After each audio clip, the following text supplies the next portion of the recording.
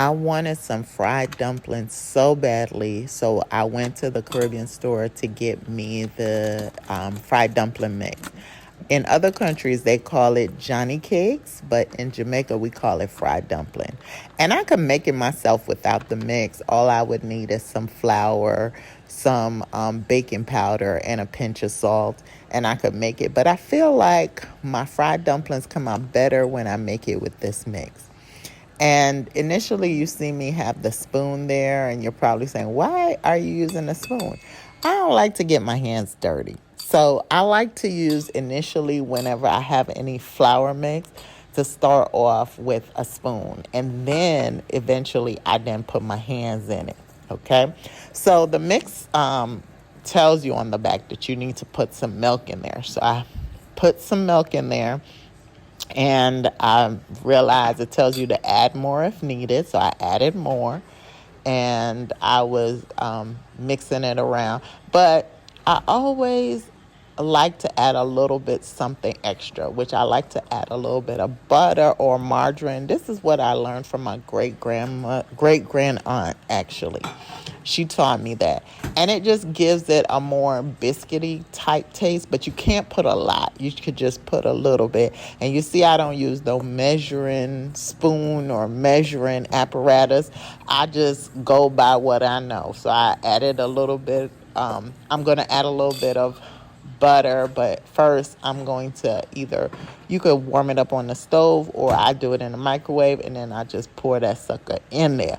And I continue to mix it up to make sure that it is the consistency that I wanted. And I felt like I needed more milk, but I think I added too much. So, you just have to kind of gauge it and see, and I'm mixing it around there. And I'm realizing at this point I need to get my hands in it. And as I said, I don't like to get my hands dirty, but somebody got to do it. So I started mixing it, and I realized it was too sticky. So I got something to solve that. I went to my pantry and I got some flour, and you just dust a little flour on that. That's a trick.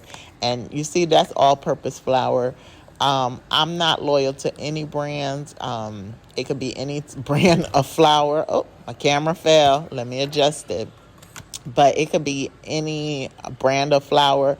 You put it on there, and then you just knead it, and you'll see that it won't be as sticky, and you want to get every bit of it. So for me, I got to get every bit of the content. So I'm going to use my flour, and I'm going to wipe it around so I get every bit of it for my fried dumpling. Thank you very much. I need all of it, okay?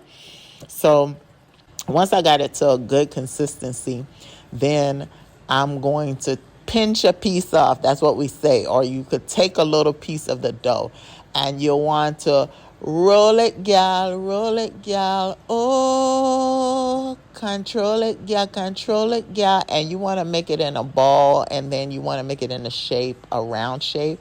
And you always want to press the middle part, because you want to make sure that when you fry it, that the middle part is cooked, So I'm going to put a little oil in my frying pan or my skillet, like the people them say, okay?